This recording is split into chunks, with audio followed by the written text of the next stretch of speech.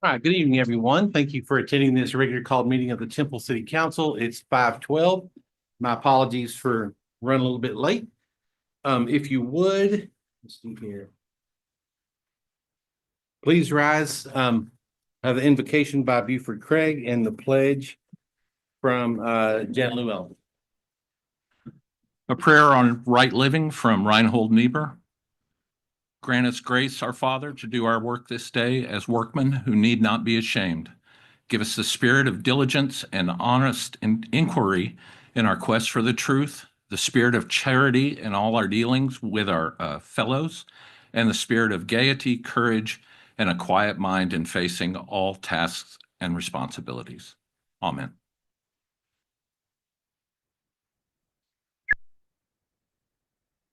Of the United States of America, and to the republic for which it stands, one nation, indivisible, with liberty and justice for all. Thank you, Buford and Jana. Next item is public comments. Any citizens who desire to address the council on any matter may do so. We ask you step to the podium and state your name for the record or raise your hand on the virtual platform. And please keep your comments to 3 minutes or so. And first up, we'll have Mr. Alan Lytle.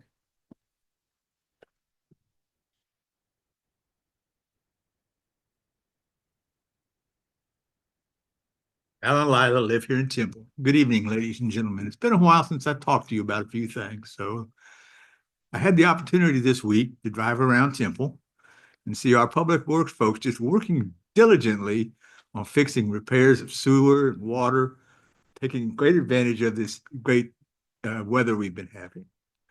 I also had the opportunity to take a nap one evening. Unfortunately, it was interrupted because our boys are still trying to pick up trash way after 5 o'clock. They're working real hard. They really are. But I did also have the opportunity this week to visit with two different departments I hadn't paid a lot of attention to. One of them was the building and standards and the code enforcement. They're doing a fantastic job of doing their best to try to keep up with the abandoned and dilapidated buildings here in Temple and get rid of them and clean them off. And they've done a really fantastic job. Several of them that I actually got to hear about have already been cleared off. An excellent opportunity before it gets too cold and they get used by homeless and end up being a fire hazard. And the other one this morning was Wednesday morning. I had the opportunity to be at Salmon's Community Center and listen to Officer Cody Close in her speech, presentation, whatever, about senior scams, people scamming seniors. She's talked to a packed crowd, and she's a very knowledgeable, but also funny and easy speaker to listen to. So I wanted to praise her here with y'all. Thank you. Thank you, Alan. Nice of you to take your time to come up and compliment staff like that. We've got good folks that work with us. Next up is Shanna Wildheart.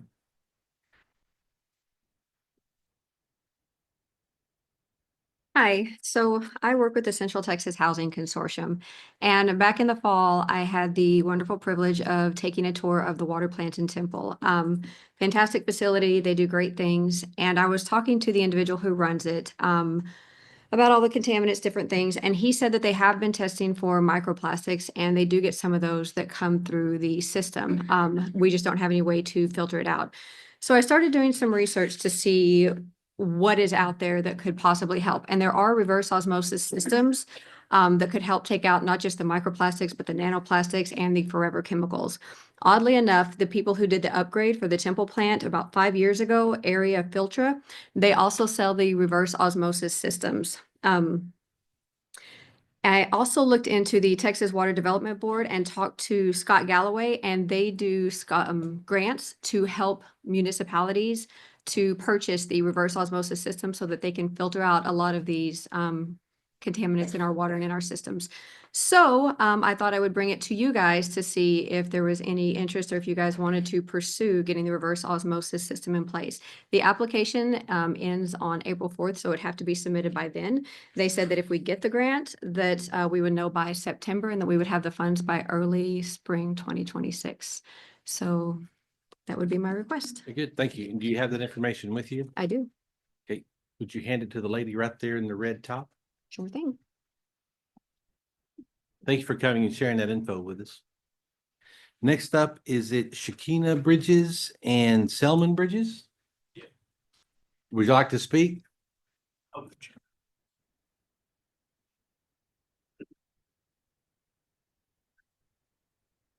Auburn fan, I see. No. Arkansas Razorbacks. Oh, okay. That's All the right. Razorbacks. My thought boy that was actually Bama. plays football for the Razorbacks. Oh, So I'm cool. a supporter of the Razorbacks. Got it. Yes, sir. Sorry to offend, by the way. No. My mother-in-law, which is my wife's mother, she was a big Auburn fan. So, All right. and she's actually from Alabama. So I'm here because I'm from Temple, born and raised here in Temple. Father and mother both served in the military. And they seen fit that we come back here in Temple, to Temple and put our feet down. So I played ball for Temple High School. My brother played ball for Temple High School. We grew up here. Son played for Lake Belton, just got a full scholarship to Arkansas. I say all this to say this. My wife and I bought a piece of land about 3 or 4 years ago. The realtor that helped us, they were fairly new realtors with this area.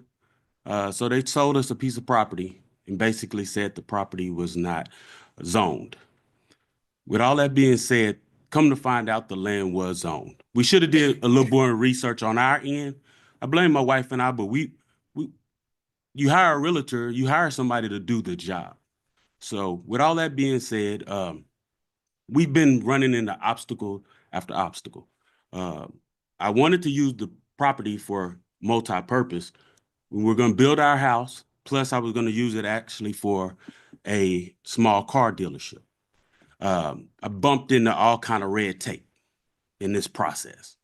I've been calling. I know a lot of y'all have spoken to me. Some of you have been helpful and some of you have not. You know, I pay my taxes. I'm up on everything. My mother, father, both served on the NAACP and they are active members in Temple, Texas. Well, my mother just passed away last year, actually. She was at Temple College for over 40-something years. We have concrete pillars right here in Temple, Texas, you know, within my family. I do not see why it would be such a hard process for me to actually utilize property that I'm paying for, paying taxes on, just for a small car lot. Just for a small car lot. It's almost 2 acres.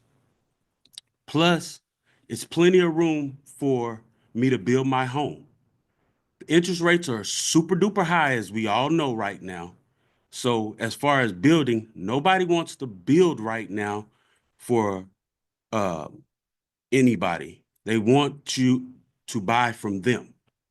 They're building their buildings or their homes, and they want you to actually buy from them after they put their taxes on it. It's just the American way. We want to make money. There's nothing wrong with that. But to buy from someone else, I'm defeating the purpose that I bought the land for. I want a custom home for my wife and I and my family right here in Temple, Texas, where I grew up. And then I want to actually use my property for my dealership. I say all that to say this.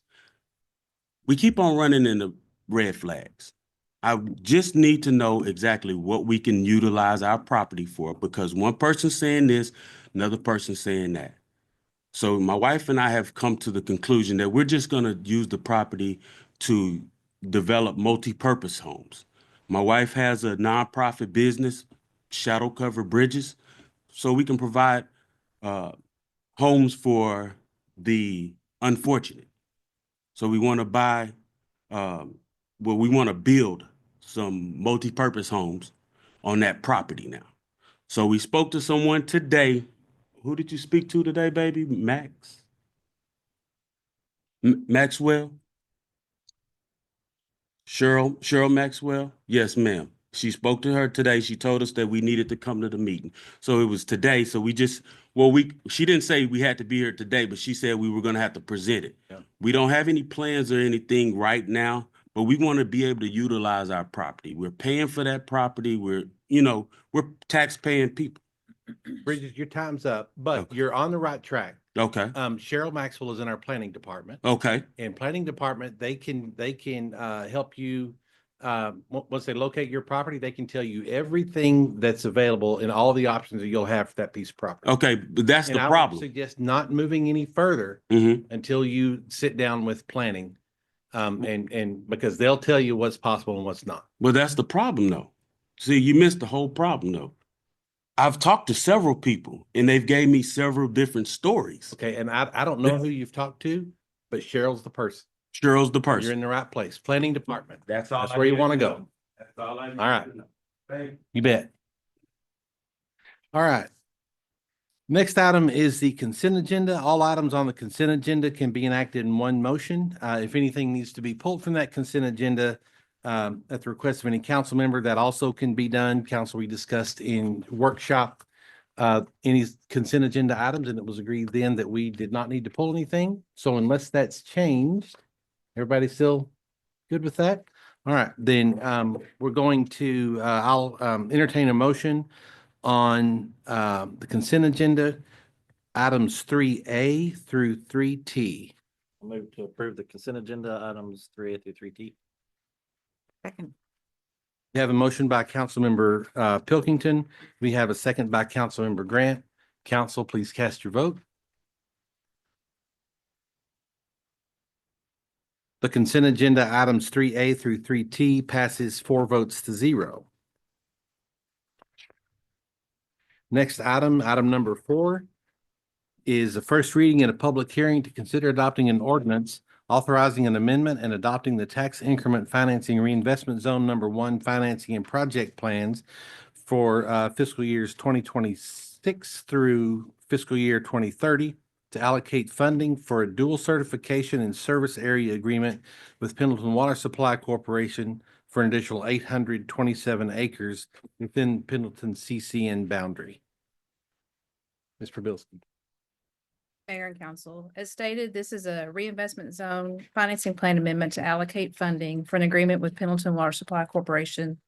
And this amends the financing plan for fiscal years 26 through 30.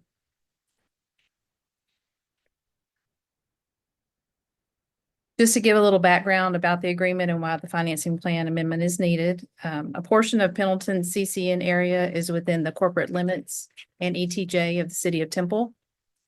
Currently, approximately 5,800 acres are subject to dual certification between Pendleton and the city. And the city seeks an additional 827 acres to be included within the dual certification. The agreement with Pendleton Water Supply Corporation action item will be presented on February 20th with the second reading of the financing plan amendment. What I've got on the screen is just a map showing the city of Temple's water CCN, the dual CCN location, and Pendleton Water Supply Corporation's area, along with the section that shows the additional 827 acres that the city wants to reach an agreement. As consideration for consenting to the dual certification, the city shall compensate Pendleton Water Supply Corporation in 5 equal installments, as shown on the chart below. $420,000 per year for a total of $2.1 million. Just want to point out that the payments are going to be funded from the tax increment of the reinvestment zone, and the funding for this agreement did not impact any projects within the zone. What you see is just a snapshot of part of the zone's financing plan showing the payments to Pendleton Water Supply Corporation in fiscal years 26 through 30. Funding for those came from fund balance in fiscal year 26 and from just general public improvements in fiscal years 27 through 30. And be happy to answer any questions. Very good. Counsel, anything for Ms. Probelski? All right, this item is subject to a public hearing. Anyone wishing to speak, ask you step to the podium and state your name for the record. Or raise your hand on the platform. Anybody on the platform? Okay, there being none, then council, I'll entertain a motion on item 4. Make a motion to approve item 4. Second. We have a motion by Mayor Pro Tem Walker. We have a second by Councilmember Grant. Council, please cast your vote. Item 4 passes 4 votes to 0. Item 5 is to consider adopting a resolution authorizing a construction contract with Vortex Services LLC of Houston to perform sewer line rehabilitation funded by a grant awarded by the United States Environmental Protection Agency for the Knob Creek and Little Elm Sewer Rehabilitation Project for up to $5 million with a required city match of 20%, which would bring the total not to exceed of $6,250,000. Mr. Moffitt. Council, it's a pleasure to be before you tonight. This is an exciting project. We were able to get a sizable grant to fix a lot of the old sewer lines in certain areas of town. So I'll tell you a little bit about it. This was a STAG grant. It was approved by council to apply for it in February of 2023. And then we got the award in September of last year.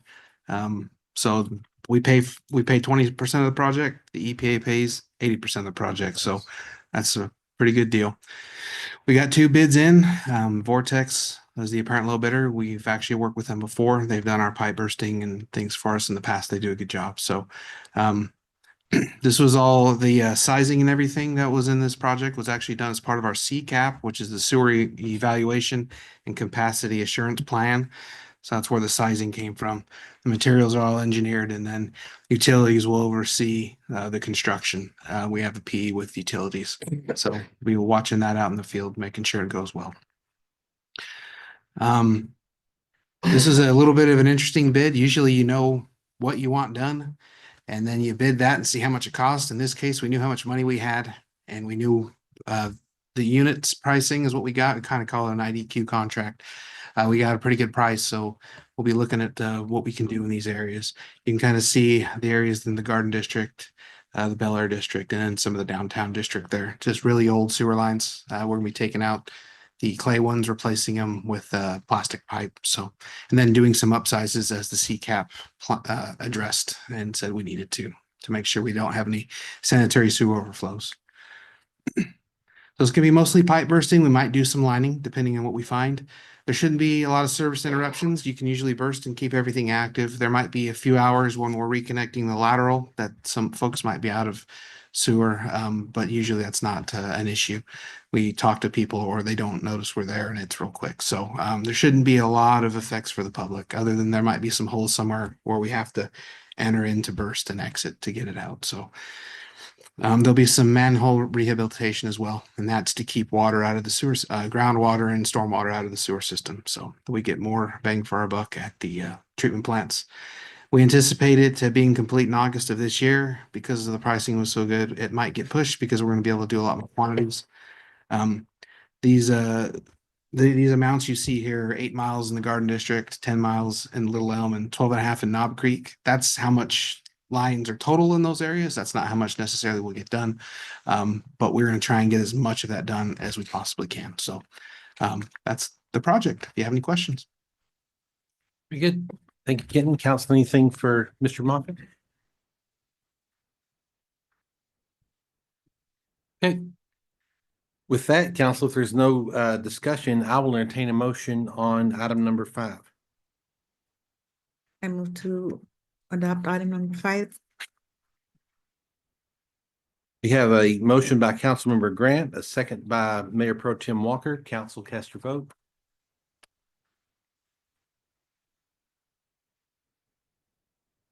Item 5 passes 4 votes to 0. Item 6 is to consider adopting a resolution authorizing an economic development agreement with RK Investments Temple LP LLC for activities related to the development of properties located at 411 North General Bruce Drive and 1604 Calhoun Avenue. Ms. Myers. Thank you, Mayor and Council. As Mayor mentioned, this is a proposed economic development agreement with RK Investments Temple. The project background involves the redevelopment of 2 parcels located within the downtown gateway area of I-35. The project proposes that one tract, which is I refer to as the Mad Mongo parcel, which is the 411 North General Bruce Drive, would be prepared for redevelopment through demolition of the existing structures and flat work on the property, replatting of the property and site preparation. And then on the second parcel, which is 1604 Calhoun Avenue, the economic development agreement proposes that there would be the construction of 1 or more new hotels. The company's total anticipated investment is $8 million. The deal points that we are proposing as part of this economic development agreement include company obligation of demolishing all of the existing buildings on that tract A that you see there on the map, that Mad Mongo's parcel. Just as a reminder, this is the condition of the current facility that is on that tract. So the deal would be for this building to be removed and the parcel prepared for redevelopment. And then on tract B, which is behind that parcel, 1 or more hotels would be constructed on that site. The agreement proposes that at least 1 hotel is constructed and that there is a minimum investment required of $8 million. The commencement of construction must occur within 12 months of the execution of the agreement, and the completion of improvements must occur within 24 months of commencement. The city, as part of the deal, would provide up to 5 annual program grants with the maximum incentive of $80,000 per year, totaling up to $400,000 over 5 years. This grant would be calculated based on 35% of the hotel motel tax revenue that is generated from the hotel or hotels that are constructed on the property. And that we would calculate an equivalent grant payment that would be rebated back to the developer to incentivize this project to occur. I'd be happy to answer any questions. Council, anything? Excited about this. This has been a long time coming. It's an important corridor for us, and it's nice to see some change. It is adjacent to, I didn't mark it on the map, but it's just south of the recent economic development agreement that the Temple Revitalization Corporation was able to do for that development. So really seeing a lot of redevelopment in this area. So it's very encouraging. It's going to be a good one. Very good. If there's no other questions, council, I'll entertain a motion on item 6. I'll move to approve item as presented. I'll second it. Have a motion by Councilmember Pilkington. We have a second by Mayor Pro Tem Walker. Council, please cast your vote.